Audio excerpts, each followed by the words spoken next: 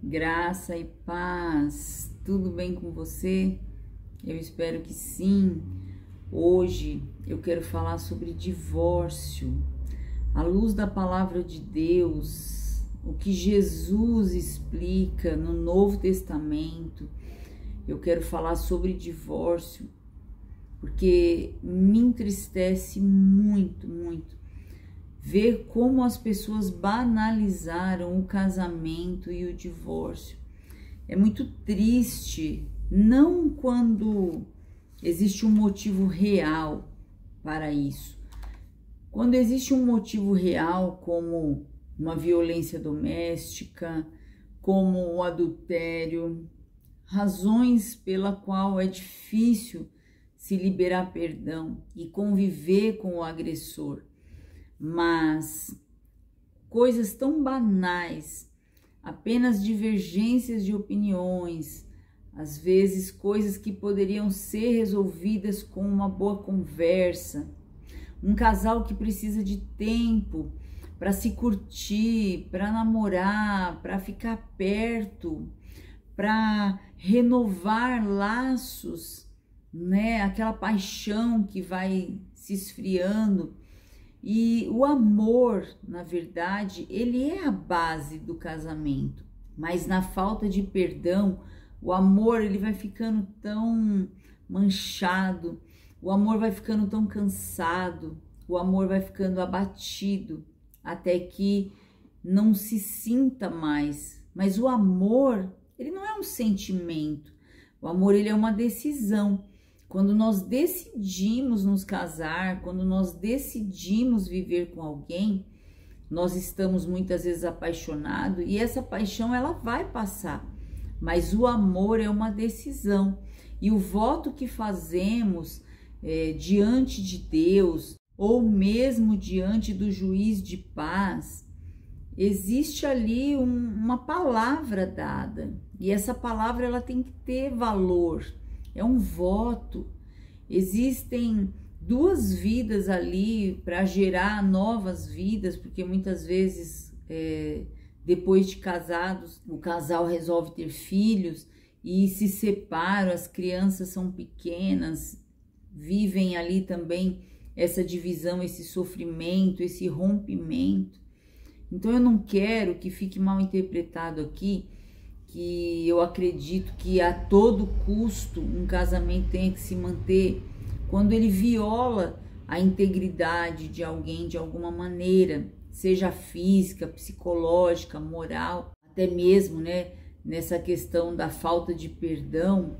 Mas o que eu quero realmente expor é sobre a convivência diária, sobre pequenos pontos onde nós podemos abrir mão de alguns caprichos, onde nós podemos exercer perdão, esquecer alguns detalhes, algumas bobagens e seguir em frente, porque nunca um casal vai ter 30, 40, 50 anos de casados porque eles não tiveram nada para superar, nada para realmente reavaliar. Imagine só um casal onde nenhum dos dois tenha nada para relevar, que tá tudo sempre perfeito e maravilhoso. Isso não existe, isso não existe. Convivo com muitos casais, já fui líder de casais, já fiz encontros de casais. Sempre existem razões, sempre existem acontecimentos que a gente precisa relevar. Então, com esse olhar de amor pela vida do outro, entendendo que a família do outro era diferente da sua, que os ensinamentos lá eram diferentes dos seus, que você não é tão perfeito assim, tão bom assim, que o outro também não precise te perdoar, relevar e, sabe, seguir realmente com você, que a mesma paciência que ele tem tido com você, você precisa ter com ele. Então, para não ficar nas minhas palavras, eu vou fazer uma leitura aqui no livro de Malaquias, no capítulo 2, o versículo 16, diz assim: Porque o Senhor, o Deus de Israel, diz que aborrece o repúdio, aquele que encobre a violência com a sua roupa, diz o Senhor dos Exércitos. Portanto, guardai-vos em vosso espírito e não sejais desleais. Então, aqui o repúdio, ele é no significado a quebra da aliança, o rompimento do compromisso. Então, o homem deveria dar à esposa, né, dar à mulher uma carta de repúdio. Ó, eu estou cancelando com você, já não dá mais para seguirmos juntos. E isso deveria ser por uma razão muito grave. Fala até de adultério. Então, se a mulher adulterou, o homem poderia ir e pedir o divórcio, dar essa carta de repúdio.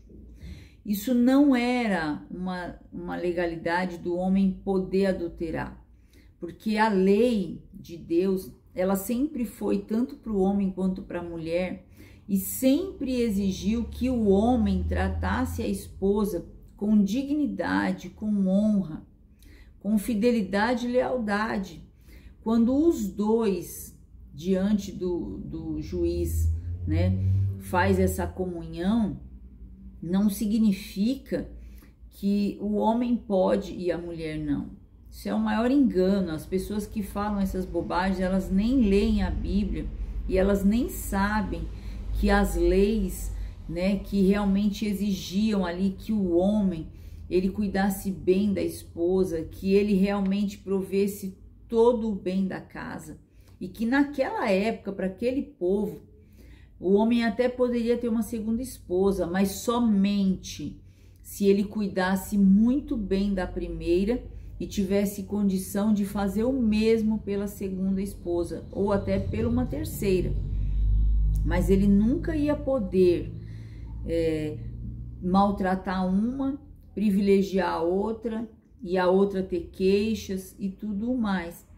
Só que aquilo era uma coisa que era da época, né? Poligamia. Hoje é monogamia. Em alguns países, se ainda existem, eu não tenho certeza, mas é que cada espaço, cada lugar e cada pessoa que vive com aquelas regras, com aquelas leis, ela se acostuma. Tanto que as esposas, elas tinham o hábito de dar aos maridos uma serva.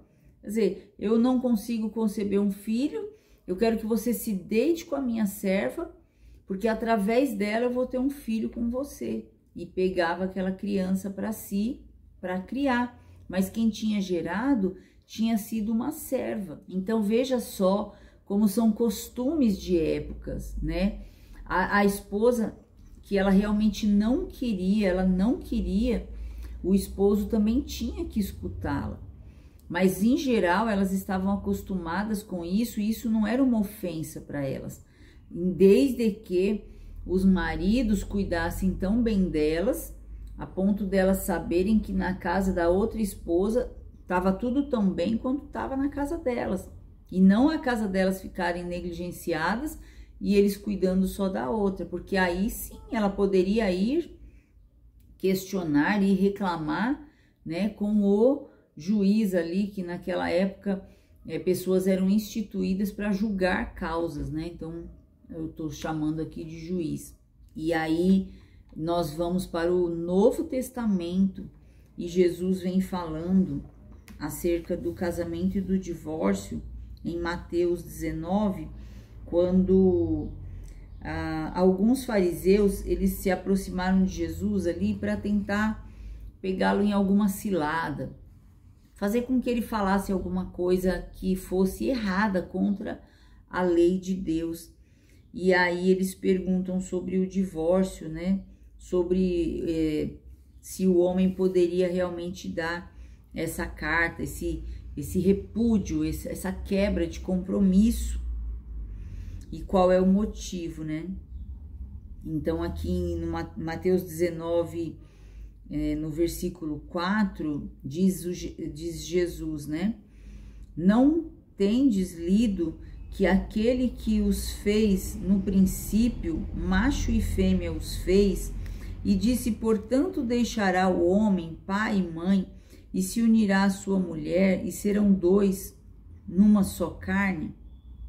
Assim, não são mais dois, mas uma só carne. Portanto, o que Deus ajuntou, não o separe o homem. O simbolismo era a união realmente e o coabitar o homem com a mulher para reprodução. Então, ali seria gerada uma família, porque é a única maneira natural de se gerar uma família. Eu estou dizendo de uma maneira natural. Deus criou o homem, Deus criou a mulher, e da união dos dois geram-se filhos. Se cada um deles que gerarem filhos formarem uma família, e essa família cumprir os princípios de Deus, então não haverá divórcio, não haverá filhos sobrando para que outras pessoas adotem, cada qual cuidando das suas famílias. O que acontece hoje em dia é que pessoas que não estão aptas a esse relacionamento começam um relacionamento e depois eles dão os filhos para adoção, esses filhos vão parar em outras casas e vão gerando esses novos modelos de família. Mas na criação natural aqui, o que Deus está dizendo aqui, que ele criou o homem com um formato anatômico, com uma fisiologia, e criou a mulher com a anatomia e a fisiologia para coabitar com o homem. E ali se gera uma criança. Daqueles dois seres é formado um novo ser. E isso então constitui uma família. Se o pai ele tem realmente princípios de Deus, ele sabe que ele precisa prover na casa dele, cuidar do filho, cuidar da esposa, mesmo que os casamentos mais modernos, hoje a mulher também sai para trabalhar, como eu sempre fiz a minha vida inteira, que fique bem claro aqui, eu e meu esposo prosperamos juntos, trabalhamos juntos, criamos nossos filhos.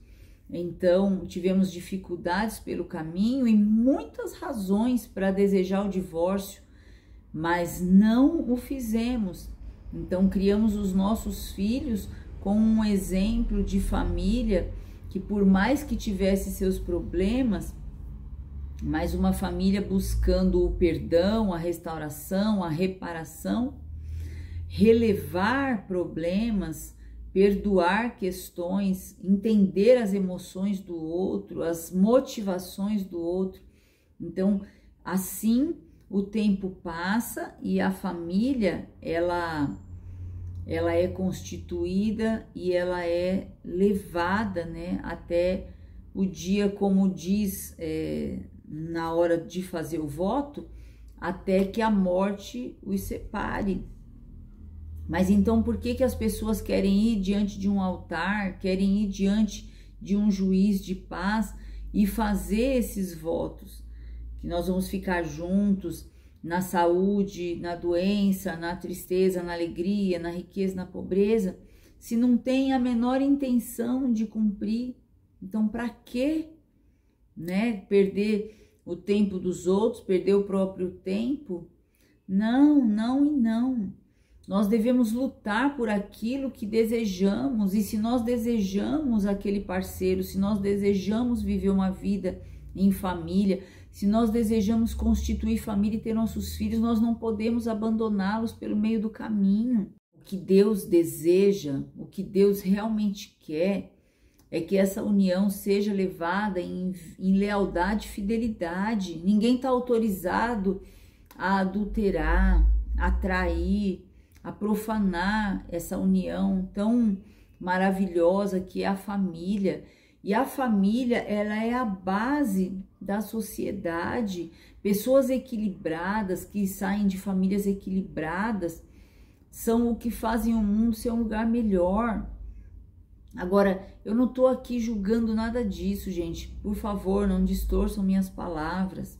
Pessoas que são criadas de qualquer maneira, crianças criadas de qualquer maneira, porque não tem base familiar. eu não tô julgando, pelo contrário, a gente tem que olhar com esse olhar de misericórdia mesmo, de compaixão, saber que é um ser humano de sentimentos e emoções destruídas, nós precisamos ajudar. Eu não tive uma base familiar desde criança estruturada, eu fui criada numa casa sem pai, eu tinha 5 irmãos, quer dizer, nós somos em 5 irmãos, então eu tinha 3 irmãos homens e uma irmã mulher. E ali na minha família, a gente se virou como deu, a gente fez o que deu, o nosso melhor, cada um deu o seu melhor, mas graças a Deus, minha mãe era uma mulher de fé, nós não nos desviamos para o caminho do mal, da bandidagem, da desonestidade, né? Fomos todos trabalhadores, contribuímos com os nossos impostos. Então, veja que eu estou falando aqui, como a sociedade, ela precisa de uma base, porque senão vira uma bagunça, uma anarquia, vira uma desestrutura completa. E quem suporta viver essa bagunça completa se o ser humano tem emoções? Você pensa que a pessoa que está lá na rua, que resolveu roubar, matar, destruir, você pensa que ela não tem emoções? Você pensa que não haverá cobrança nenhuma pela vida dela? Você acha que ela não teme? Que ela não tem medo dentro de si? Pois eu te garanto que sim, ela tem. Ela tem emoções frustradas de uma família desequilibrada, por falta de amor, por violência doméstica. Existem tantas razões e eu nem estou pontuando aqui cada uma delas. Eu só estou dizendo que a família, ela é a base de tudo e que nós precisamos dar um pouco mais de nós pela nossa família, que nós precisamos renunciar um pouco mais às nossas vontades. Porque eu vi ali uma jovem bonitinha, ela me deu mole, eu tenho que ir lá me deitar com ela, diz o marido. Aí a esposa diz, porque eu também achei que ele estava me traindo, resolvi trair ele também. Então isso não traz restauração, não traz um casamento feliz, não traz pessoas felizes. Isso traz pessoas feridas, machucadas, porque eu nunca vi uma pessoa que viveu em adultério dizer que ela estava feliz 100%. Aquilo é carnal, tá? É o desejo da carne. Eu desejo. Então renuncia a esse desejo e ele vai passar. E você vai continuar sendo feliz dentro do teu casamento com a pessoa que você escolheu. Porque não foi assim lá no princípio? Quando vocês eram jovens, se atraíram, achou bonito, gostou do corpo, né? Usufruiu quando casou ou antes de casar, e depois é só descartar e buscar uma melhor, buscar um melhor. Esse já não me agrada mais. Nós somos seres descartáveis? Eu creio que não. Eu creio que Deus não nos criou para isso. Nós podemos ser gentis, nós podemos ser amáveis, nós podemos ser pessoas cativantes, nós podemos ser pessoas carismáticas e assim nós atrairemos o nosso cônjuge, o olhar dele para nós e o olhar nosso também para eles. Sentarmos, termos boas conversas, diálogos, sairmos, passearmos, viajarmos, nos curtirmos, sabe? E fazer disso uma aliança, de uma aliança verdadeira, de um compromisso verdadeiro, com amor, com significado, para que os nossos filhos nos vejam como exemplo, como um modelo a seguir, de felicidade verdadeira. Porque o ser humano, ele tem momentos de alegria, ele tem momentos de oba-oba, mas e a felicidade verdadeira? Vem num adultério, que começa uma mentira atrás da outra, um erro atrás do outro. Isso se chama pecado, porque pecado é errar o alvo. E o alvo seria você seguir com aqueles votos que fez. ser feliz na alegria, na doença, estar junto, na alegria e na tristeza, na saúde e na doença. Então tudo começa a ficar pesado, né? Então é porque a palavra não teve valor. Vamos valorizar a nossa palavra. Vamos dizer não para o divórcio à toa. Se não há uma violência doméstica, se não há um adultério, se não há uma razão muito forte para isso, vamos dizer não para o divórcio, vamos cuidar dos nossos filhos, vamos cuidar da nossa casa. Homens e mulheres com compromisso, em primeiro lugar, com Deus, o Senhor que nos fez e o Senhor que instituiu o casamento, a união do homem e da mulher, para que fossem felizes na terra. Porque nós casamos para fazer outra pessoa feliz e, em consequência, para sermos felizes também. Então, o que eu quero trazer hoje sobre divórcio é que haja cada vez menos, é o desejo do meu coração, é que você se esforce um pouco mais, que você sente, converse, que você relembre o que você amou nessa pessoa, o que te fez dizer um sim, e porque agora não daria para um recomeço, para acontecer um recomeço cheio de amor, cheio de presença de Deus. Convida Deus para fazer parte, pede conselhos. A Bíblia fala sobre a mulher virtuosa, a Bíblia fala também sobre as qualidades do homem, como ele deve tratar a esposa como o vaso mais frágil da relação. A pessoa que disser que a Bíblia vai contra a mulher e a favor do homem, ela não leu o suficiente. Então, procure ler, procure entender o que Deus quis desde o começo da humanidade, fazendo essa união. Porque senão Deus teria criado apenas 2 machos ou apenas 2 fêmeas e não um casal, que ali eles se encaixariam tão perfeitamente, eles se uniriam de uma maneira tão natural e maravilhosa, tá bom? Faz essa reflexão e lute pelo teu casamento. Talvez esse vídeo não chegou até você por um acaso, né? Porque eu não acredito em acaso nem coincidência. Eu acredito em providência de Deus. Se fez algum sentido para você e eu posso te pedir uma coisa, eu posso pedir para você deixar aí um like e se inscrever no canal, caso você não seja inscrito, tá bom? Um grande abraço, fica com Deus e até um próximo vídeo.